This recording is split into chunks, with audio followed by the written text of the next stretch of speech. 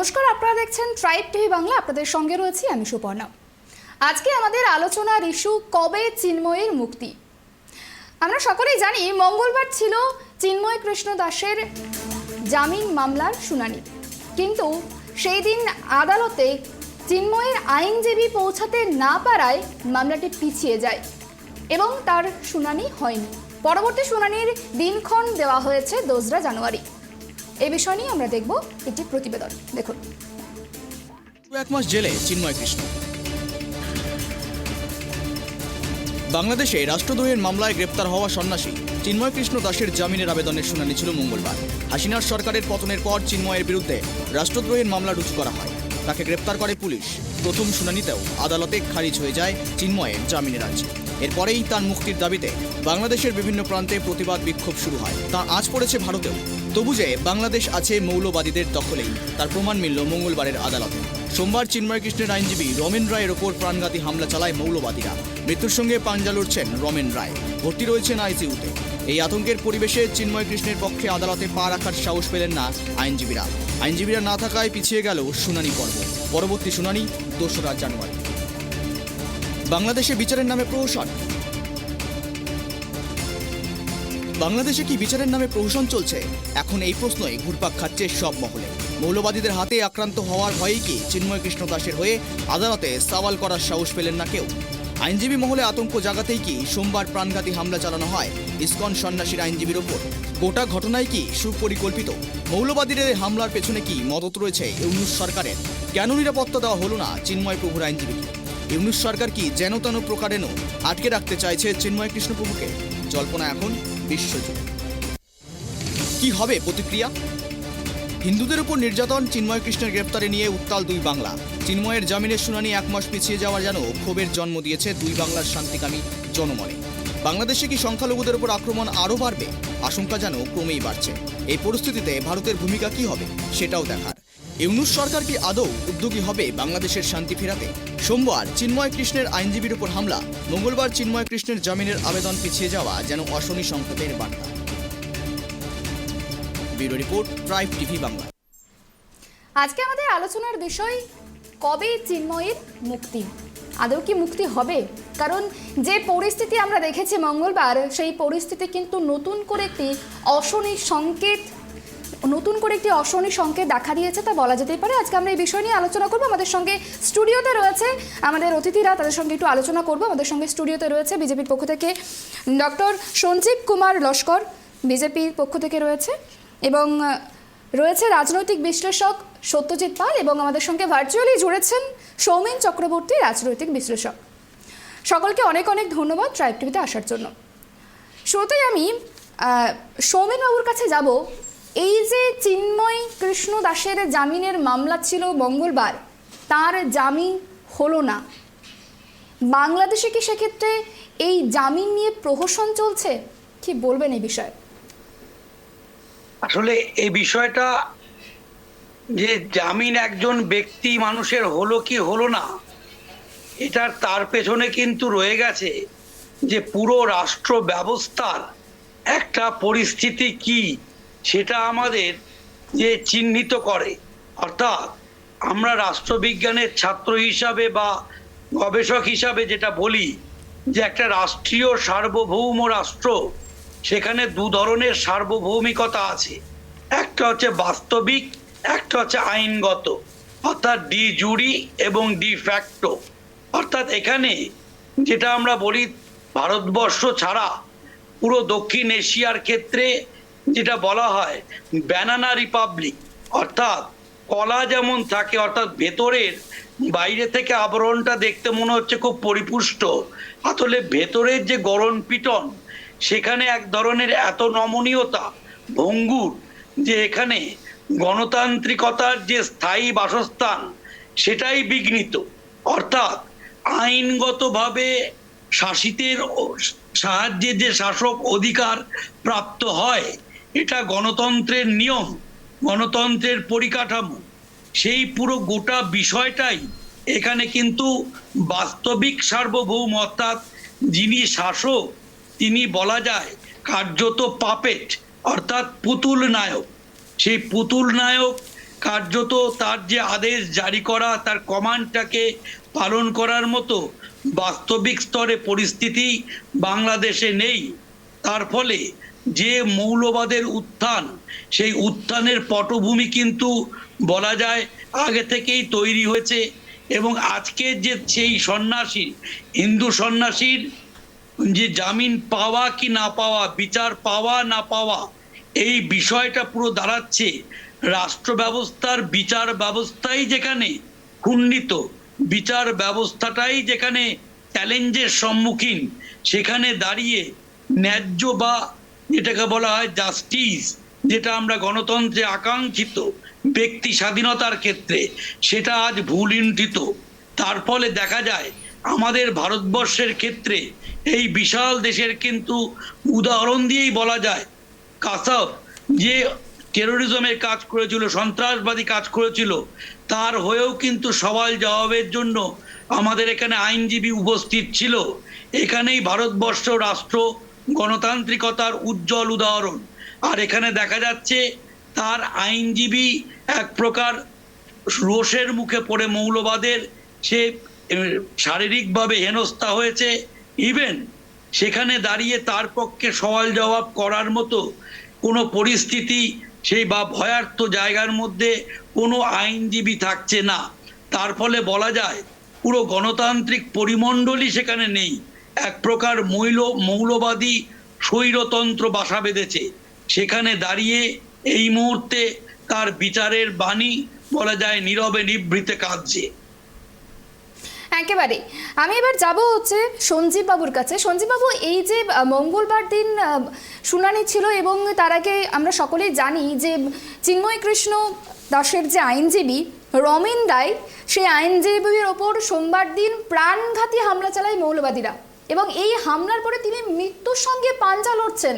একজন আইনজীবী যাকে প্রোটেক্ট করা উচিত, যাকে নিরাপত্তা দেওয়া উচিত, তার উপর হামলা করা হচ্ছে। জামিনের আগে তিনি পৌঁছতেই পারেননি আদালতে। কি বলবেন এই বিষয়ে? দেখুন, এটা তো মানবতা হিসেবে যদি জিজ্ঞেস করেন, এক মানুষের আজ মৃত্যু সম্মুখ সে ফেস করছে, তার জন্যে তো প্রার্থনা করাই আমাদের সবারই উচিত। কিন্তু এখানে অনেক রকমের তথ্য এসে যাচ্ছে। আপনাদের যে আমার আগে যে সজ্জন বললেন, একটা জিনিস হয়, সেটা হচ্ছে ন্যারেটিভ। কি করে প্রভু চিন্ময়কে আর কাসাবের সাথে একসাথেই তুলনা করে দিলেন এক লাইনেই। উনি বলতে চাইছিলেন ভারতের ব্যবস্থার ব্যাপারে, ঠিক আছে, কিন্তু আন্ডারস্ট্যান্ডিং একজন সন্ন্যাসী, সে ওখানে হিন্দুদের যারা সংখ্যালঘু বাংলাদেশে, তার নিয়ে সে আওয়াজ উঠাচ্ছিল। তার আওয়াজকে বন্ধ করার জন্যে বাংলাদেশের যে আজকে তৎকালীন সরকার, সে একটা ব্যবস্থা নিয়েছে যাতে কেউ যাতে সংখ্যালঘুর হয়ে ওখানে কথা বলার ক্ষমতা না করে।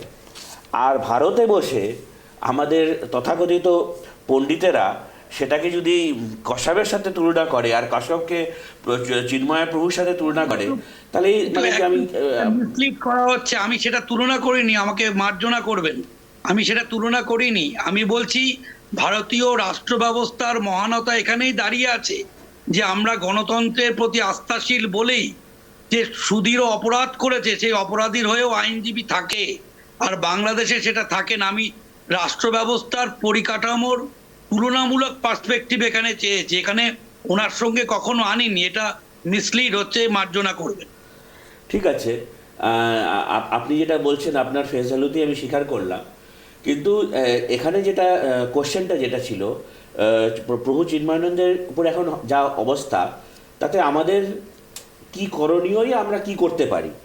দেখুন, এটা নিয়ে ভারত সরকারের স্পষ্ট মত কি আমাদের দেশে আশেপাশের যে বাংলাদেশ হোক কোনো অন্য দেশই হোক, এর মধ্যে ওখানকার শাসন ব্যবস্থা যে যা নিয়ম, সেই নিয়ম হিসাবে চলুক। আর ওখানকার সংখ্যালঘু দের উপরে যা আইন আছে, দেশের আইন, সেই দেশের আইন হিসেবে তাদের উপরে বিচার করা হোক, তাদের ওই ব্যবস্থা দেওয়া হোক, তাদের জায়গা দেওয়া হোক, যাতে তারা তাদের যে কষ্ট, প্রবলেম, যে জিনিস আছে, সেই জিনিসের ব্যাপারে তারা মুখ খুলতে পারে। আপনারা যদি খবর দেখেন, তো আপনি দেখবেন আমেরিকারও যে এখন ইলেক্টেড প্রেসিডেন্ট ডোনাল্ড ট্রাম্প, তার স্পোক্সম্যানও কিন্তু এর ব্যাপারে একটা লম্বা স্টেটমেন্ট দিয়েছেন। ইনফ্যাক্ট ডোনাল্ড ট্রাম্প যখন নিজে রাষ্ট্রপতি ইলেকশন লড়ছিলেন তখনও কিন্তু ওই সময় বাংলাদেশে যে হিন্দুদের উপরই আর ক্রিশ্চিয়ান আর যে মাইনরিটিস যে বাংলাদেশে আছে তাদের উপরে যে অত্যাচার হচ্ছিল তার উপরে কিন্তু উনি একটা বিরাট বড় স্টেটমেন্ট দিয়েছিলেন কি উনি যদি থাকতেন রাষ্ট্রপতি তাহলে এটা হতে দিতেন না। কিন্তু এই দেশ দিক, ভারত দিক, আমেরিকা দিক, ব্রিটেন দিক, কে কোন স্টেটমেন্ট দিল সেটাতে তো বাংলাদেশের হিন্দুদের অবস্থা ভালো ইয়া খারাপ হবে না। বাংলাদেশের হিন্দুদের অবস্থা আজকে এখানে আছে, সেখান থেকে ওদের যদি ভালো করতে হয় তো ওদের আরও সংগঠিত হতে হবে। আমাদের শুভকামনা তাদের সাথে থাকতে পারে, আমাদের সিম্প্যাথি তাদের সাথে থাকতে পারে, আমাদের বেস্ট উইশেস তাদের সাথে থাকতে পারে, আর থাকবেই। আমরা এক রক্তেরই মানুষ। কিন্তু এটা এক্সপেক্ট করা কি আমরা তাদের হয়ে কোনো এক্সট্রা হেল্প করবো ইয়া ওদের এখানে ভারতে আসতে দেওয়া জন্য দরজা খুলে দেওয়া, এটা আমার মনে হয় এখনের জন্য এই কোশ্চেন সুটেবল না। একেবারে। আমি এবার একটু সত্যজিৎদার কাছে যাব। সত্যজিৎ, এই যে বাংলাদেশে আটকে রয়েছে চিন্ময় কৃষ্ণ প্রভু, সেক্ষেত্রে তার এই যে 1 মাস জামিন পিছিয়ে গেল, সেক্ষেত্রে বাংলাদেশের যারা সংখ্যালঘুরা রয়েছে তাদের ওপর কি নতুন করে কোনো অশনি সংকেত এই 1 মাস জামিন পিছিয়ে যাওয়া? দেখো, বাংলাদেশের সংখ্যালঘুদের নির্যাতন আজ থেকে শুরু হয়নি। আমরা যদি দেখি 5ই আগস্ট শেখ হাসিনা দেশ ছেড়েছেন এবং তারপর থেকেই প্রথম দিকে আওয়ামী লীগ, পরবর্তীতে সেটা কিন্তু হয়ে যায় সংখ্যালঘুদের উপর নির্যাতন। এইবার তুমি দেখো বিচার ব্যবস্থার কথা বলি। বিচার ব্যবস্থা, এই মোহাম্মদ ইউনূস যিনি বাংলাদেশের প্রধান উপদেষ্টা এই মুহূর্তে, তার বিরুদ্ধে কিন্তু 600 কোটি টাকা ট্যাক্স ফাঁকির অভিযোগ ছিল এবং তিনি কিন্তু রীতিমতো অভিযুক্ত। এবং তিনি দেশে ফেরার পর, উপদেষ্টা হওয়ার পর কিন্তু সেই মামলা খারিজ হয়ে গেছে। এবং আরও যেটা বলবো, বেশ কয়েকজন জঙ্গি কিন্তু বাংলাদেশ জেলে বন্দী ছিলেন এই শেখ হাসিনা সরকারের আমলে, তা কিন্তু অভিযুক্ত হিসেবে জেলে বন্দী ছিলেন। কিন্তু ডক্টর ইউনূস সরকারে বসার পর তাদের মুক্তি দিয়েছেন এবং তারপরেই মৌলবাদী কাজকর্ম বেড়ে গেছে এবং প্রধান বিচারপতি তার বাড়িতেও কিন্তু হামলা হয়েছে। সুতরাং একদিকে স্পষ্ট যে বাংলাদেশে আইনের শাসন বলে এই মুহূর্তে কিছু নেই এবং যারা রয়েছেন মৌলবাদী, যারা এই মুহূর্তে যাদের হাতে রয়েছে, ওই যে বললাম যে যেটা কোটা বিরোধী আন্দোলন ছিল প্রথম দিকে, পরে তো সেটা শেখ হাসিনা বিরোধী এবং সরকার বিরোধী হয়ে ওঠে। তো জঙ্গি সংগঠনের যে একটা মদত ছিল, জামাত বলো বা বিভিন্ন সংগঠনের, তো তাদের যে মদত ছিল এবং তারা যদি ক্ষমতা বা তাদের হাতে ক্ষমতা থাকলে আইনের শাসন যে থাকবে না, শরীয়তের শাসন যে চালু হতে চলেছে বাংলাদেশে, তাই হিন্দু নির্যাতন দেখেই পরিষ্কার। এবার দেখো, এই চিন্ময় কৃষ্ণ প্রভু যিনি জেলে রয়েছেন, তার প্রায় শুনানি 1 মাস পিছিয়ে গেছে এবং শুধু তার যে আইনজীবী তাকে যে মারধর করা যায়, রমেন রায় তাকে যে মারধর করা যায়, শুধু তাই নয়, রীতিমতো আদালতে দাঁড়িয়ে অন্য পক্ষের আইনজীবীরা রীতিমতো হুমকি দিয়েছিলেন যে চিন্ময় প্রভুর হয়ে কেউ যদি দাঁড়ায় তাকে সেখানেই গণধোলাই দেওয়া হবে। তো এইখানে দাঁড়িয়ে চিন্ময় প্রভুর মুক্তি, সেটা তো একটা বড় প্রশ্নই। এবং হিন্দু নির্যাতন যেটা চলছে, বরঞ্চ বৈদেশিক শক্তি যদি কড়া ব্যবস্থা না নেয়, দেখো এখানে যদি একটা প্রশ্ন উঠে আসে, বাংলাদেশ বলে এটা বাংলাদেশের অভ্যন্তরীণ ব্যাপার, কিন্তু আন্তর্জাতিক মহলে মানবাধিকার বলেও একটা জিনিস আছে যা নিয়ে কিন্তু সারা বিশ্ব লড়াই করে। তো এইখানে দাঁড়িয়ে প্রত্যেকটা দেশের উচিত অন্তত মানবাধিকার কমিশন যেখানে রয়েছে এই বিষয়টাকে নজর দেওয়া এবং সংখ্যালঘুদের বিষয়ে যে নির্যাতনটা হচ্ছে নিরাপত্তা সুনিশ্চিত করা। প্রত্যেকটা দেশের এগিয়ে আসা উচিত, শুধু ভারত একা নয়, সমস্ত দেশেরই এগিয়ে আসা উচিত। বেশ, আমরা একটু শুনবো যে রণধীর জাসওয়াল তিনি ঠিক কি জানিয়েছিলেন এই বাংলাদেশ ইস্যুকে নিয়ে। পিসিআরকে বলবো একবার বাইকটা চালানোর জন্য। गांव में भड़काऊ बातें की गई सोशल मीडिया पे।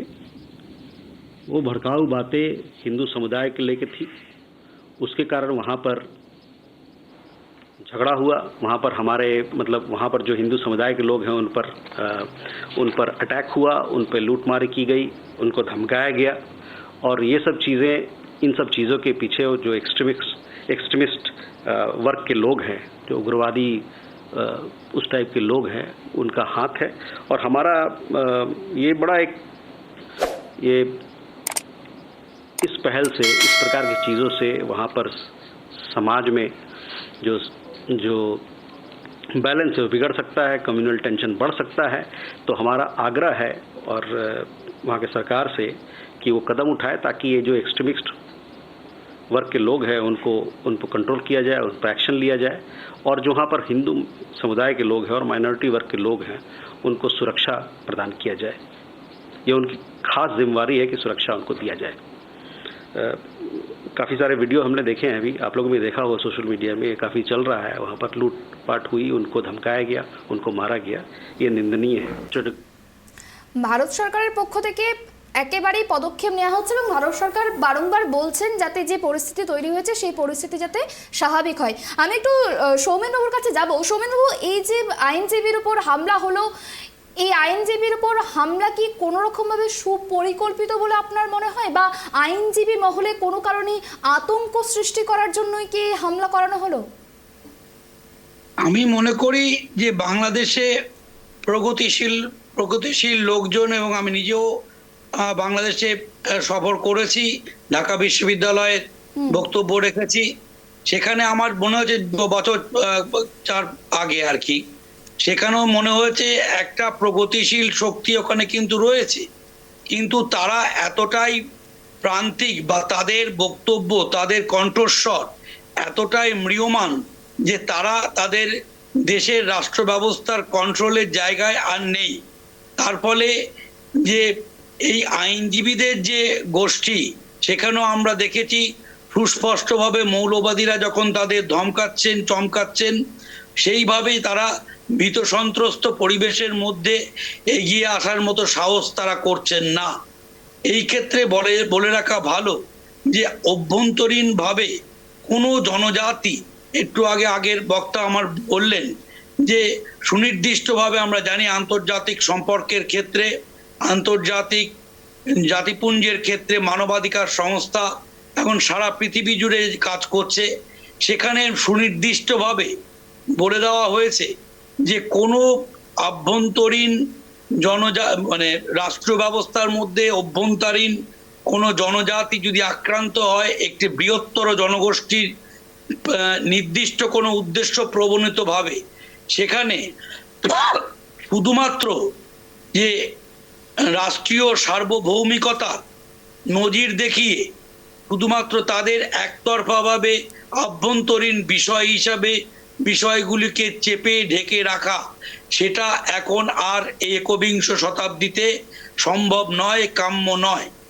তখনই আমাদের মনে পড়বে 1987 সালে এই একটু ভিন্নতর পরিস্থিতি হলেও পিস কিপিং অপারেশনের মধ্যে দিয়ে শ্রীলঙ্কায় যে ফোর্স ভারত পাঠিয়েছিল, যদিও পরিস্থিতি আলাদা, কিন্তু কখনোই আমরা এই লুকিস্ট মনে করে, অর্থাৎ আমরা চেয়ে দেখব কখন বাংলাদেশের অভ্যন্তরীণ সরকার বা গোষ্ঠীর তাদের সম্বিত ফিরবে এবং সংখ্যালঘুরা নিরাপত্তা পাবে, এদিকে করতে করতে দেখা যাবে তারা একসময় ভারতবর্ষ বারবার উদ্বাস্তু, যেটা ইনফ্লাক্স বলি আমরা, বারবার ওখান থেকে গ্রহণ করব 70 বছর ধরে, আমাদের অর্থনৈতিক বিপন্ন হবে।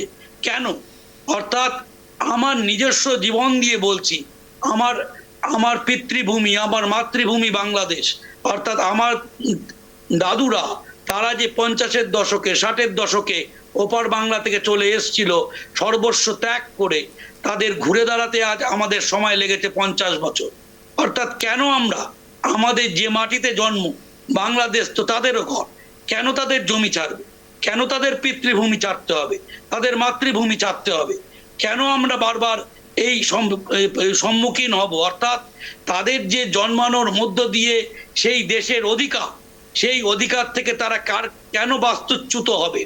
অর্থাৎ তার পাশে একটি বড় দেশ, বৃহৎ গণতান্ত্রিক দেশ অবস্থান করে তা সে শুধু চেয়ে দেখবে, কেন্দ্রীয় সরকার বলুন যাই বলুন, সেই লুকিস্ট, অর্থাৎ দেখবো কিন্তু আমি লুক অ্যাক্ট করব না, এটা একটা দুর্বল বৈদেশিক নীতির অঙ্গ। বেশ, আপনার কাছে আসবো। আমি একটু সঞ্জীব বাবুর কাছে যাব। যে বিষয়টা আমি জানতে চেয়েছিলাম, এই যে হামলার ঘটনাটা, সেই হামলার ঘটনাটা কি কোনো কারণে সুপরিকল্পিত একটি ঘটনা? এর পেছনে কি ইউনিশ সরকারের কোনো রকম মদদ রয়েছে? কি মনে করছেন? দেখুন, এটা তো তদন্তের ব্যাপারেই পরে স্পষ্ট হতে পারে। আমরা একটা কল্পনা করে কিছু বলে দিলাম, দেখে তো মনে হচ্ছে পুলিশ ব্যবস্থা ছিল না, আক্রমণ হয়েছে, অবভিয়াস কিছু চোখের সামনে দেখা যায়, কিন্তু যা চোখের সামনে দেখা যায় সেটাই কি ঘটে? অনেক কিছু তার পিছনে ঘটতে থাকে। সেই জন্যে কাউকে কিছু বলার আগে যতক্ষণ না জিনিসটা ক্লিয়ার, কোনো কাউকে দোষারোপ করাও ঠিক হবে না। আমরা জানি এখন বাংলাদেশ যে ব্যবস্থায় দিয়ে যাচ্ছে সেটা খুব ভালো সময় না। তবে আমার আগের যে স্পিকার ছিলেন উনি বলছিলেন নিজের ব্যাপারে, আমি জানি না, কিন্তু আমরাও কিন্তু ওই পার বাংলার থেকেই এসছি। তবে আমি বাংলাদেশ বলবো না, ইস্ট পাকিস্তান বলবো। আর সত্যি করে দেখা যায় যদি লুক ইস্ট জিনিসটা নরসিংহ রাওর সময় শব্দটা ইউজ হয়েছিল, আর তার ইউটিলিটি খুবই অন্য রকমের ছিল। আর আমাদের যশস্বী প্রধানমন্ত্রী নরেন্দ্র মোদী আসার পর সেটাকে উনি লুক ইস্টের জায়গায় অ্যাক্ট ইস্ট পলিসি হিসাবে আমাদের সাউথ ইস্ট এশিয়ান দেশদের সাথে সম্পর্ক ভালো করার চেষ্টা করছেন। কিন্তু এই নলেজের বাতিলে আমাদের এখানে বাংলাদেশ নিয়ে আমরা কথা বলছি। তো আমাদের ভারত যখন 1947-এ পার্টিশন হয়েছিল, তো কিছু ব্যবস্থা নিয়ে পার্টিশন হয়েছিল। আমরা হিন্দু মুসলমান হিসাবে যদি পার্টিশন হতো তাহলে ওই সময় একেবারে রফা দফা হয়ে যেত, কিন্তু আমরা তো সেই হিসাবে পার্টিশন হয়নি। আমাদের যখন পাকিস্তানেও জিন্নার যদি স্টেটমেন্ট আপনি ওখানকার পার্লামেন্টে দেখেন, তখনও কিন্তু উনি মুসলমানদের জন্য পাকিস্তান হয়েছে সেটা উনি কখনোই বলেননি। ওনার জিন্নার স্টেটমেন্ট ওখানকার পাকিস্তানের পার্লামেন্টেও কিন্তু হিন্দু মুসলমানকে নিয়েই উনি বলেছেন। তবে বলা একটা, হওয়া একটা। আমাদের 47-এর পরে আমাদের প্রথম যে নাগরিকতা আইন হলো 1955-তে আমরা নাগরিকতা আইন আনলাম। তো যেটা আমরা দেখেছি তারপরে ছোটো মোটো ঘটনা হলেই তখন ইস্ট পাকিস্তান ছিল, এখন না বাংলাদেশ হয়েছে। বড় বড় হিন্দুদের প্রতি নির্যাতন শুরু হতো, আর হিন্দুরা রাতারাতি বর্ডার ক্রস করে এসে ভারতে শরণ নিত। করতে করতে আপনারা যদি দেখেন, আর এর মধ্যে তো কোনো বানানো কথা না, 1941-এর সেন্সাস বলে আজকের যে বাংলাদেশ আছে, সেই ইস্ট বেঙ্গল যে সময় ছিল, সেখানে হিন্দুদের পপুলেশন প্রায় 39% ছিল। আর ওই সময় আমাদের দেশেও মানে আজকে যে ওয়েস্ট বেঙ্গল যাকে বলছেন, সেখানে হিন্দুদের পপুলেশন ওই সময় 25%-এর মতন ছিল। আসামে তখনও ওই 25-26%-এর মতন হিন্দুদের পপুলেশন ছিল। দেখতে দেখতে আজকে আমাদের লাস্ট ভারতের সেন্সাস হচ্ছে 2011-তে। 2011-তে সেই জনসংখ্যা আসামে প্রায় 33-35-এর ঘরে চলে গেছে, মুসলমান জনসংখ্যার কথা বলছি। আর পশ্চিমবঙ্গে সেই জনসংখ্যা প্রায় 23-এর ঘরে গেছে, 23-24। আর সেই জায়গায় বাংলাদেশে 9%ও নাই, 8%-এর কাছাকাছি নেমে গেছে। তো এই যে একটা স্টাডি হয়েছিল বাংলাদেশে, সেখানে বলা হয় কি প্রায় 720 জন হিন্দু প্রত্যেক দিন বাংলাদেশ থেকে পলায়ন করে ভারতে আসে। আর সেটা আর্থিক অবস্থার জন্য না, সামাজিক ব্যবস্থার জন্যে। তো দরজা তো আমাদের সবসময় খোলা ছিল। তার মানে সেই না কি আমাদের হিন্দুদের ওখান থেকে তাড়িয়ে দিয়ে এখানে আসবে, তার ছাড়া ওর সাথে সাথে আবার ইলিগাল ইমিগ্রেশন যেটা বলছি, হ্যাঁ, তারাও এখানে এসে বসবে। এটা কারোর যেটা বলে না, এটা কোনো মন্দিরের ঘন্টা না যে আসলে সে বাবাজি দিয়ে চলে গেল। তো আমাদের বর্ডার সিকিউর করতে হবে, তার সাথে সাথে এটাও এনশিওর করতে হবে কি তোমাদের যদি নুন থেকে নিয়ে তেল অবধি ভারতের উপরে ডিপেন্ড করতে হয়, তো তোমরা কতই জরিকল্পনা করে নাও, আসতে তো তোমাদের ভারতের কাছেই হবে। তো সেই হিসাবে নিজের দেশকে সুব্যবস্থিত করো, এটাই আমাদের আশা। বেশ, আমি সত্যজিতের কাছে আসবো, কিন্তু তার আগে একটা ছবি দেখবো। চিন্ময় কৃষ্ণ প্রভুর যে আইনজীবী, সেই আইনজীবীর এই মুহূর্তে অবস্থা, তিনি আইসিইউতে ভর্তি রয়েছেন, তার উপর প্রাণঘাতী হামলা হয়েছে। সত্যজিতের কাছে আমি আসবো, যে ছবি দেখাচ্ছি সত্যজিৎ দা, একজন আইনজীবী, চিন্ময় কৃষ্ণ আইনজীবী, এটা যখন তিনি আদালতে যাবেন তার আগের দিনই তার উপর হামলা হয় এবং তিনি এখন মৃত্যুর সঙ্গে পাঞ্জা লড়ছে। তাকে কেন হলো না? তো শুধু যে এই আইনজীবীর উপরে হামলা হয়েছে তার উপরে হামলা হয়েছে তা নয়, আইনজীবী বলে নয়, বাংলাদেশের নয়, বাংলাদেশের যে হিন্দুরা রয়েছে, তামিলরা রয়েছে, তারাও কিন্তু বিচারপতি, তারা যে নিরাপত্তায় তাদের আছে, তারা যে এখনো তাদের যে খাড়া ঝুলছে তার মাথায় তার ছবি কিন্তু এই যে ছবি দেখাচ্ছে আপনাদের, সেই ছবি কিন্তু বলে দিচ্ছে, কারণ সেখানে নয়, নিরাপদ নয়, কারণ একজন আইনজীবী তিনি সওয়াল করতে যাওয়ার আগেই তার উপর হামলা হয়েছে। অন্যায়ের বিরুদ্ধে মুখ খুললে যদি হামলা হয়, তাকে একটু পরে আমি একটা ছবি দেখাবো, বেলগড়িয়ার ছবি, কিছুদিন আগের ঘটনায় বেলগড়িয়ার এক যুবক বন্ধুর বাড়ি বেড়াতে গিয়েছিল বাংলাদেশে, সেখানে ইন্ডিয়ান হিন্দু বলে তার উপর চড়া হয়, সেখানে তাকে বেধড়ক মারধর করা হয়, প্রাণ বাঁচিয়ে ফিরে এসেছে। যদি হিন্দু বলেই সেখানে মার খেতে হয় বা সেখানে আক্রমণের শিকার হতে হয়, তবে মুশকিল, তাদের নিরাপত্তা কোথায়? কেন ইউনিশ সরকার কোনো রকম নিরাপত্তা দিচ্ছে না?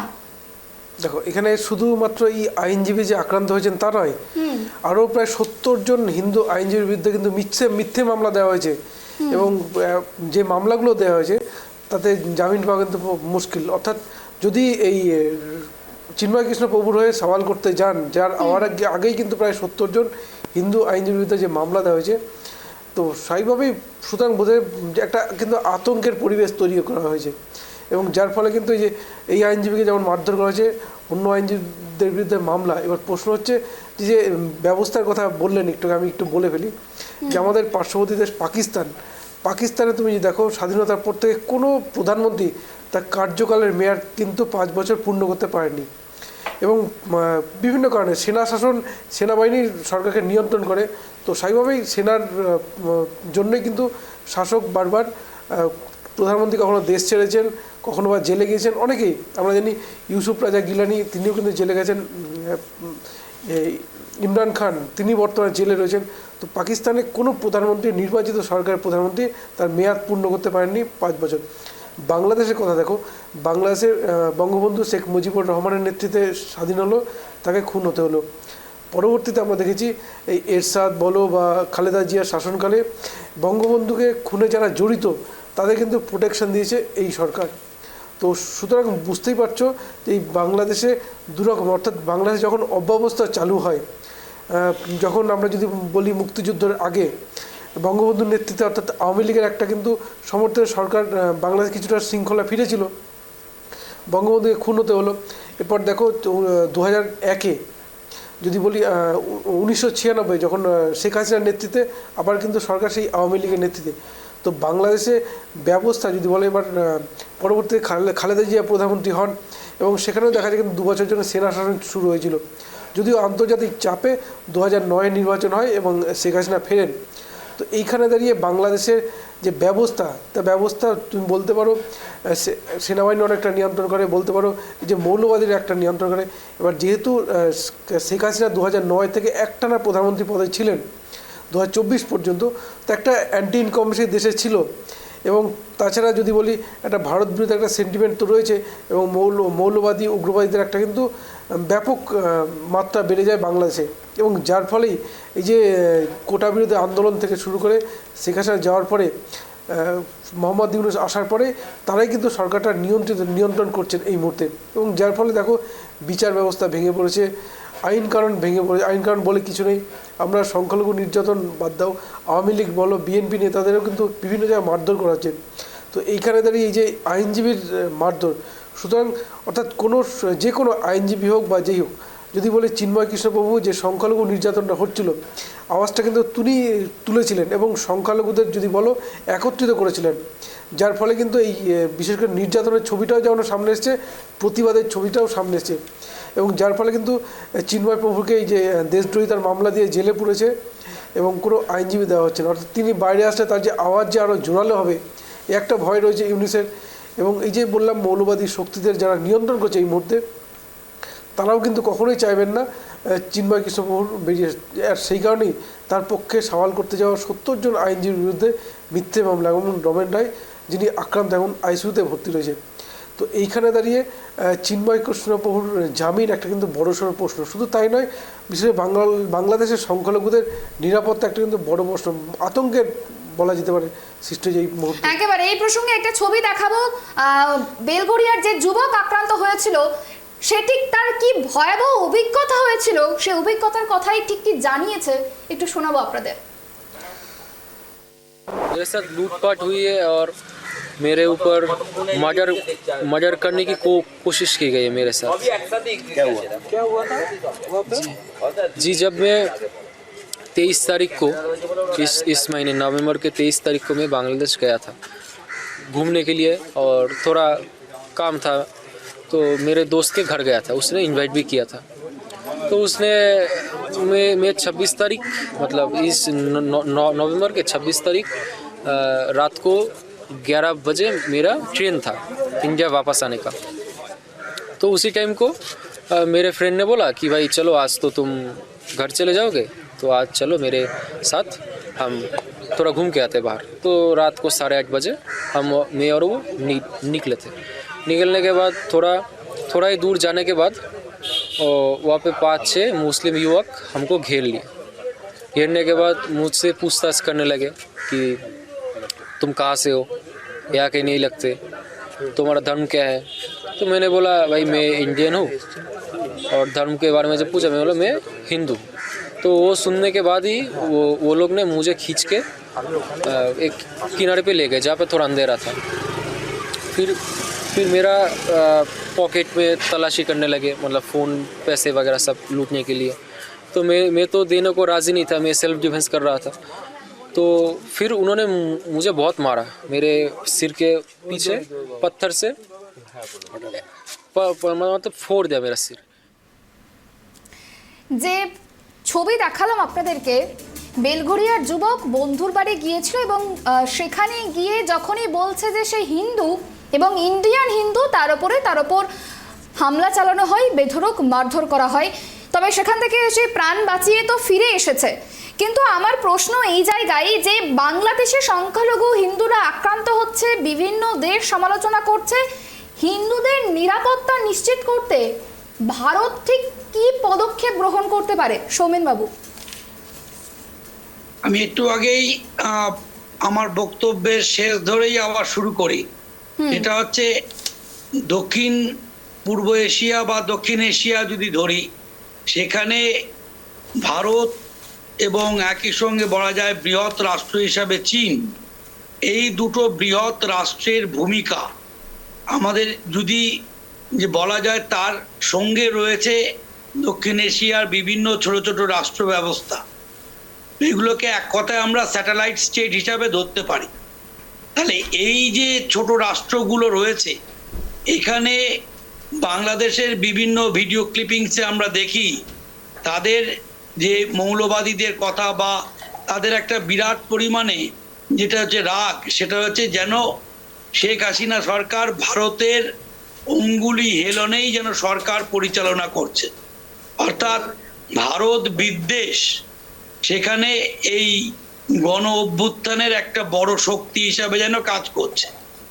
সেখানে মনে রাখা দরকার যে ভারত আজ স্বাধীনতা প্রাপ্তির প্রায় 70 বছর পরেও এমন কোনো জায়গায় কেউ দৃষ্টান্ত দেখাতে পারবে না যে তার বৈদেশিক নীতির ক্ষেত্রে একটা হয় যে অ্যাগ্রেসিভনেস, অর্থাৎ আক্রমণাত্মক পলিসি নিয়েছে এবং তার সামরিক বাহিনী বা অর্থনৈতিক ক্ষমতা দিয়ে সে এই ছোট স্যাটেলাইট স্টেটগুলোর ওপর তার যে প্রভাব প্রতিপত্তি বজায় রেখেছে।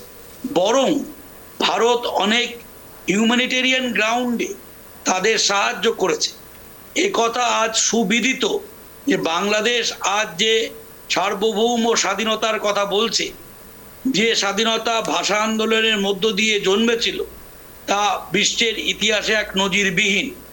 কিন্তু ওই যে বললাম, এর পেছনে পশ্চাতে এটাও মনে রাখতে হবে যে তার সঙ্গে ভারতের সাহায্য না পেলে সেটা পূর্ব পাকিস্তান থেকে কখনোই আজকের বাংলাদেশে স্বাধীনভাবে পরিণত হতে পারত না। সেখানকে মুক্তিযোদ্ধাদের আত্মত্যাগ, আত্মবলিদান অনস্বীকার্য, কিন্তু তার সাথে বৃহৎ রাষ্ট্র হিসাবে তৎকালীন প্রধানমন্ত্রী ইন্দিরা গান্ধীর ভূমিকা এবং একই সঙ্গে ভারতের ভূমিকা কখনোই ফেলে দেওয়ার নয়। তাই আজকে প্রতি মুহূর্তে আমরা যখন দেখি ছোট রাষ্ট্র হিসাবে আমার এখানে সংখ্যালঘু ভাইয়েরা, সংখ্যালঘু জনগোষ্ঠী যখন সাংবিধানিক নিরাপত্তার মধ্য দিয়ে বসবাস করছে, ত্রুটি বিচ্যুতি বিভিন্ন ক্ষেত্রে ছোট ছোট হতে পারে, কিন্তু আমাদের যে আইনি ব্যবস্থা, আমাদের রাষ্ট্রীয় ব্যবস্থা সবসময় কিন্তু এখনো সুনজির হিসাবে দক্ষিণ এশিয়ায় মাথা তুলে দাঁড়িয়েছে। সেখানে দাঁড়িয়ে ভারত রাষ্ট্র হিসাবে আমাদের যখন দেখতে পাচ্ছি পাশের রাষ্ট্রে হিন্দু জনগোষ্ঠী এইভাবে আক্রান্ত হচ্ছে, এক দুদিন নয়, আমি বলবো আমার আগের বক্তারা বলেছেন। বেশ, সৌমেনবাবু একটু থামাবো, তার আগে একটা বক্তব্য শোনাবো। অবাক লাগে যে ভদ্র মহিলার প্রতি আমাদের একটা শ্রদ্ধা ছিল, একজন অসাম্প্রদায়িক সেকুলার মহিলা হিসাবে আমরা যে রাজনীতিবিদকে চিনতাম তাকেও মনে হলো উনি মুখে রাজনীতির জন্য হয়তো অসাম্প্রদায়িকতার কথা বলতেন অথবা সেকুলারিজমের বা ধর্মনিরপেক্ষতার কথা বলতেন, কিন্তু ওনার গভীরে ছিল দারুণভাবে কট্টর হিন্দুত্ববাদ। আমরা আশা করি যে ভারত তার যে অতীতে এই যে ভুল করেছে এবং বাংলাদেশের মানুষের সঙ্গে যে বিচ্ছিন্নতা সৃষ্টি করেছে, এটাকে তারা কাটিয়ে ওঠার চেষ্টা করবে এবং তাদের এখন যে কার্যকলাপ যারা বাংলাদেশের বিরুদ্ধে করছে সেই কার্যকলাপগুলোকে তারা বন্ধ করবে।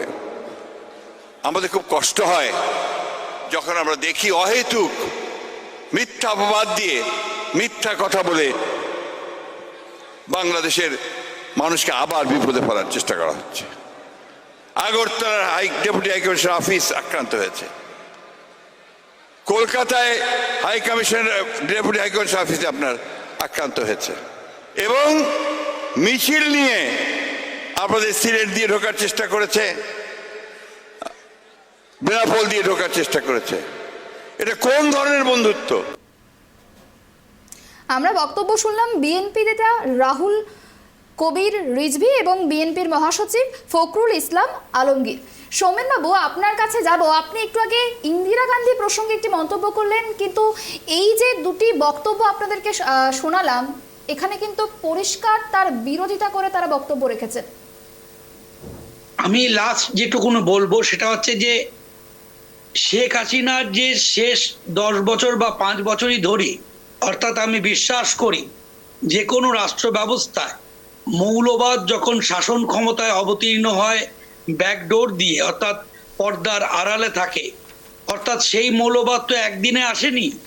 সেই মৌলবাদের আতুর ঘর কিন্তু তৈরি হয়েছে যে শেখ হাসিনার শেষের যে 10 বছর, সেখানে বিভিন্ন ক্ষেত্রে তার পলিসি মেকিং এর ক্ষেত্রে একটা আন্ডার টেবিল মৌলবাদের সঙ্গে আপোষ নীতি বজায় ছিল, যেটা আন্তর্জাতিক আঙ্গিনায় হয়তো খুব সুন্দর প্যাকেজিং অর্থাৎ মোড়কে ছিল ধর্মনিরপেক্ষতাবাদ, কিন্তু অর্থাৎ হট করে একটা মৌলবাদ এরম ভাবে বিস্ফোরক হয়ে উঠলো তা নয়।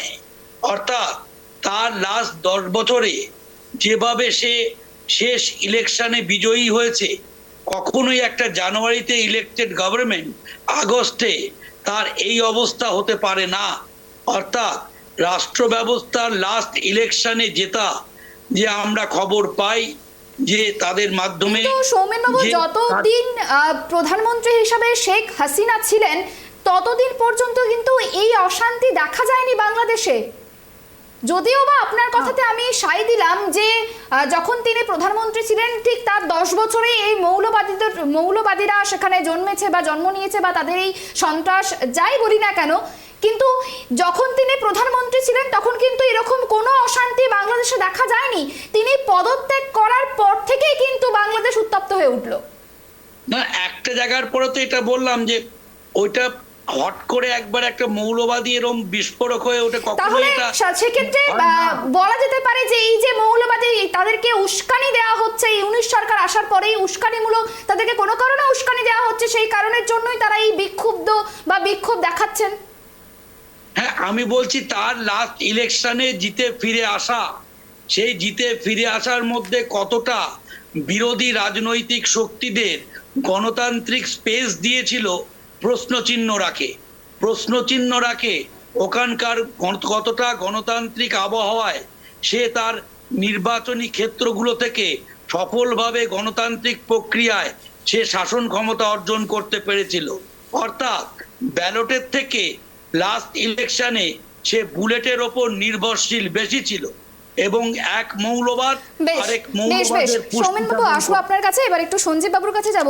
সঞ্জীব বাবু, প্রথমত সৌমেন বাবু যে মন্তব্যগুলি করলেন, প্রথমত তাতে কি আপনার সহমত রয়েছে? এবং আপনার থেকে আমি আরো একটি বিষয় জানতে চাইবো, বাংলাদেশে যেভাবে মৌলবাদীদের প্রভাব বাড়ছে, এতে কি কোনো রকম ভাবে আপনার মনে হয় যে বৈদেশিক শক্তির কোনো প্রভাব রয়েছে বা কোনো রকম এই বিষয়ে? একটু আপনার কোশ্চেনের আনসার দেওয়ার আগে যেটা আমি বলতে চাই, আমাদের মেমোরি ভীষণ শর্ট হয়। শেখ হাসিনার সরকারে 2021-এ যদি আপনারা একটুখানি গুগল সার্চ করে দেখে নেবেন, ওই সময় দুর্গাপুজোর সময় যা হিন্দুদের প্রতি অত্যাচার হয়েছিল সেটা ওনার শাসনের সময়ই হয়েছিল।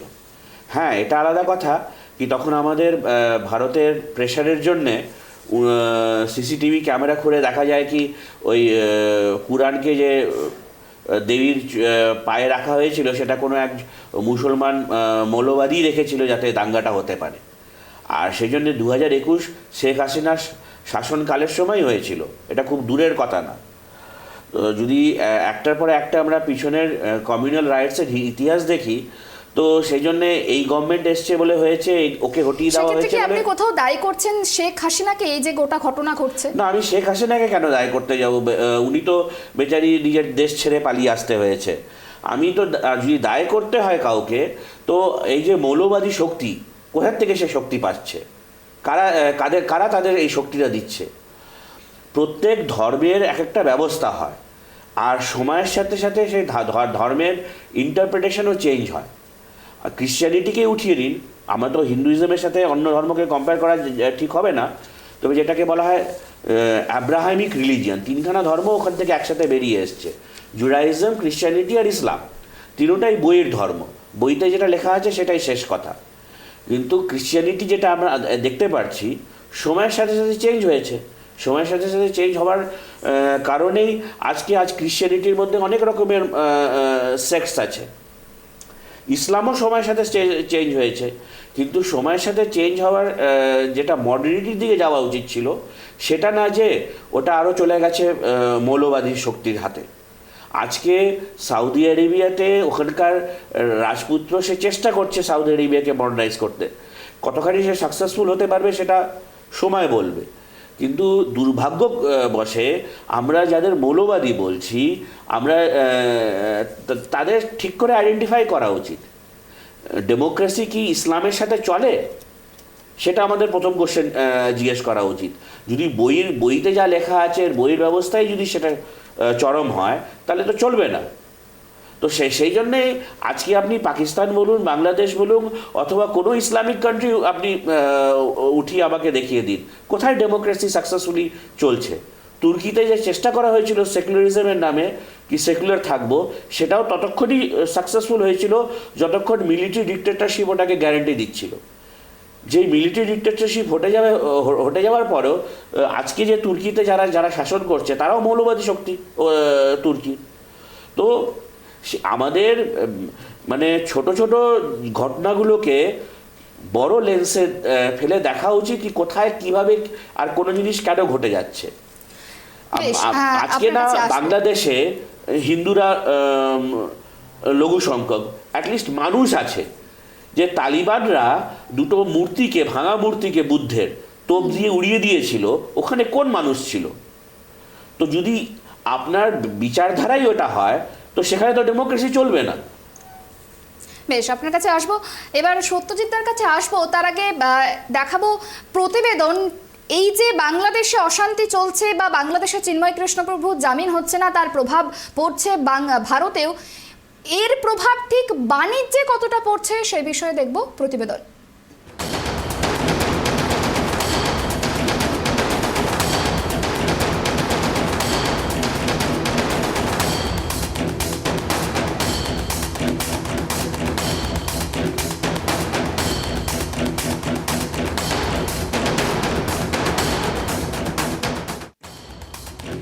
উত্তেজনা ক্রমেই বাড়ছে বাংলাদেশে, রেশ পড়ছে এপার বাংলাতেও। সেই প্রভাব দেখা যাচ্ছে কোচবিহারের চ্যাংড়াবান্ধা ইমিগ্রেশন চেকপোস্টে। এখানে প্রত্যেকদিন 700 থেকে 800 লোক ভারত থেকে বাংলাদেশে কিংবা বাংলাদেশ থেকে ভারতে যাতায়াত করে। এখন কিন্তু নেই সেই ছবি। চ্যাংড়াবান্ধা চেকপোস্ট দিয়ে দুই বাংলায় যাতায়াত করার লোক কমে গিয়ে দাঁড়িয়েছে প্রায় 50-এ। মারাত্মকভাবে প্রভাব পড়েছে ব্যবসা বাণিজ্যে। স্বাভাবিকভাবেই চিন্তিত ব্যবসায়ী থেকে শুরু করে সাধারণ মানুষজন। বাংলাদেশ থেকে আসা লোকজনদের কথাতেও ঝরে পড়ছে উদ্বেগের ছবি। সে দেশের পরিস্থিতি নিয়ে চিন্তিত তারা। শান্তি ফিরুক, সব হোক আগের মতো চাইছেন ব্যবসায়ীরা। তবে যারা ওপার থেকে আসছেন এপারে, তাদের মাথায় নেই কোনো চাপ। আমার কাছে মনে হয় বিন্দাস।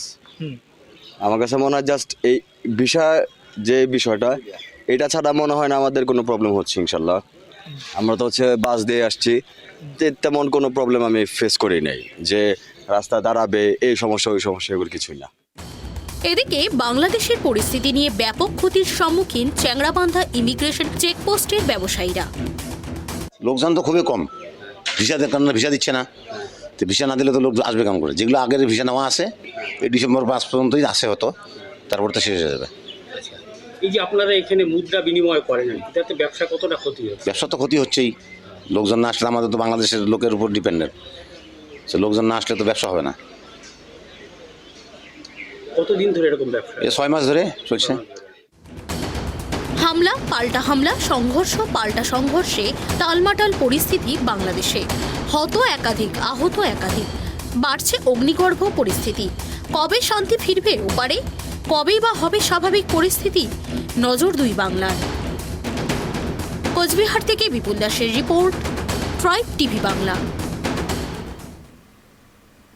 যে প্রতিবেদন দেখাচ্ছিলাম সেই প্রতিবেদনে একেবারেই স্পষ্ট যে অশান্তি চলছে তার প্রভাব কিন্তু বাণিজ্যেও পড়ছে। সত্যজিৎ, এই যে বাংলাদেশে অশান্তি চলছে, এই অশান্তি যদি চলতে থাকে সেক্ষেত্রে তো বাণিজ্যে যে প্রভাব পড়ছে সেই প্রভাব আরও বাড়তে পারে। সেক্ষেত্রে অনেকেই সমস্যায় পড়তে পারে, ব্যবসায়ীরা সমস্যায় পড়তে পারে, সাধারণ মানুষরা সমস্যায় পড়তে পারে।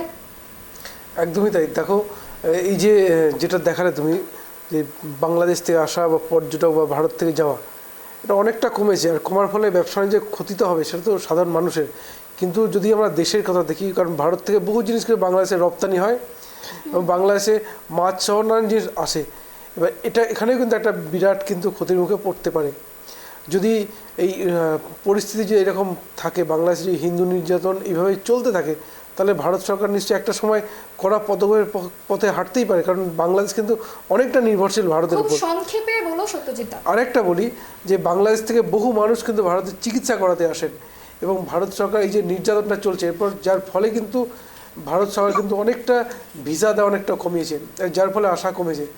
এবার ফলে ক্ষতিগ্রস্ত কিন্তু বাংলাদেশ, কারণ ভারত থেকে কোনো মানুষ কিন্তু বাংলাদেশের চিকিৎসার জন্য যান না, যেটুকু আসেন বাংলাদেশ থেকেই আসেন।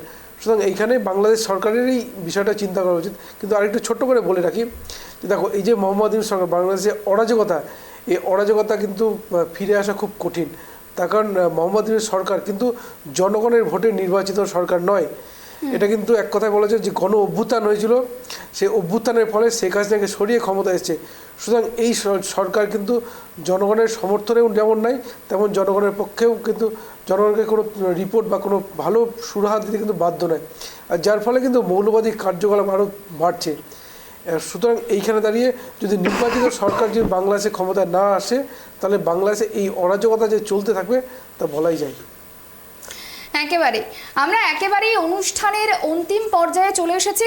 আমি তিনজনের কাছে একটি গুরুত্বপূর্ণ বিষয় জানতে চাইবো। আমাদের আজকের যে আলোচনা ছিল বাংলাদেশে অশান্তি এবং আদেও চিন্ময় কৃষ্ণ দাস মুক্তি পাবে কিনা, তার জামিন হবে কিনা, আমি শুরুতেই যাব সৌমেন বাবুর কাছে। বাংলাদেশে যে অশান্তি চলছে সেখানে আদেও শান্তি ফিরবে কিনা, বা হিন্দু মুসলমান সকলে একসঙ্গে থাকতে পারবে কিনা, নাকি এরকমই হিংসা চলতে থাকবে, এই বিষয়ে মতামত খুব সংক্ষেপে বলবেন।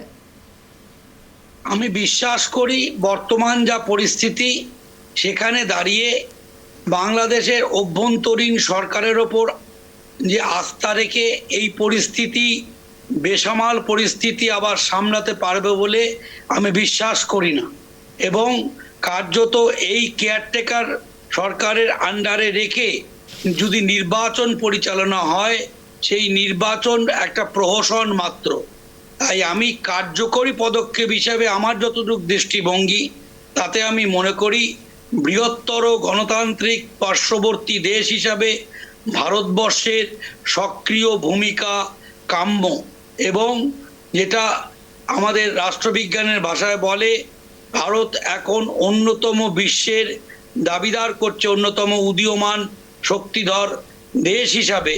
সেখানে রাষ্ট্রের দুটো হাত থাকে, একটা হচ্ছে গান অ্যান্ড বাটার থিওরি, অর্থাৎ এক হাতে মাখন এক হাতে বারুদ, অর্থাৎ প্রয়োজন পড়লে দুটো হাতই যেমন আমাদের শরীরের বিভিন্ন কাজে লাগে, রাষ্ট্রেরও এই গান অ্যান্ড বাটার থিওরি আন্তর্জাতিক আঙ্গিনায় সুপরিচিত তত্ত্ব। সেই দুটোর ব্যবহার আগামী দিনে ভারত রাষ্ট্রের কাছে উপযোগী অস্ত্র হিসাবে থাকবে বলে আমি বিদেশ নীতির ক্ষেত্রে বিশ্বাস করি। বেশ সৌমেনবাবু, বেশ, এবার সঞ্জীববাবুর কাছে যাব, আপনার মতামত। দেখুন, ইংরেজরা যখন ভারত মহাদ্বীপকে ছেড়ে যায় 1947, তারপরে এই দেশে অনেকেই অনেক পণ্ডিতরা অনেক কিছুই বলে থাকে, কিন্তু তারপরে যদি কোনো একটা জিওগ্রাফিক্যাল চেঞ্জ হয়ে থাকে, পলিটিক্যাল চেঞ্জ হয়ে থাকে, সেটা হচ্ছে 71-এ বাংলাদেশের ক্রিয়েশন। 71-এর আগে জাস্ট ব্যবস্থা তৈরি হয়ে গেছিল পাকিস্তানের মিলিটারির যে, আর তার সাথে সাথে আজকের ডেটে যে বাংলাদেশে যাদের জামায়াত বলা হয়, তাদের যে মিলিভগতে যে ওখানে যে রাজাকার যাদের ওখানে বাংলাদেশে বলা হয়, তাদের মিলিভগতে যে ব্যবস্থা তৈরি হয়েছিল, কোটি কোটি মানুষকে ভারতে এসে শরণ নিতে হয়েছিল। সেই অবস্থায় বৃহত্তর ওয়ার্ল্ড ওপিনিয়ন তখনকার তৎকালীন প্রধানমন্ত্রী ইন্দিরা গান্ধী ক্রিয়েট করে যে পদক্ষেপ নেয়, তাতে পাকিস্তান দুই ভাগে ভাগ হয়ে যায়। সোজা কথা হচ্ছে কি, আজকে আমি সংখ্যাতে আপনাকে দেখিয়ে দিলাম কিভাবে হিন্দুদের কাটা যাচ্ছে ওখানে, কিভাবে হিন্দু কম হচ্ছে বাংলাদেশে। তারপরে যদি আজকে এই চরমসীমায়, যেখানে এক ইলেক্টেড গভর্নমেন্টকে, শেখ হাসিনার গভর্নমেন্টকে হটিয়ে একটা মবেক্রেসি, ডেমোক্রেসি তো বলা যায় না, মবক্রেসি বলবো, সে এক মব ওখানে শাসন চালাবার চেষ্টা করছে, আর তার ফলে যদি প্রভু চিন্ময় দাস তো একটা সিমটম, হ্যাঁ, ওটা তো কোনো মানে কি বলবো, কোনো যে বাংলাদেশে যে পুরো সোসাইটির মধ্যে যেটা হচ্ছে, সেটা একটা সিমটম হচ্ছে উনি। আর এরকমই যদি ঘটতে থাকে, তখন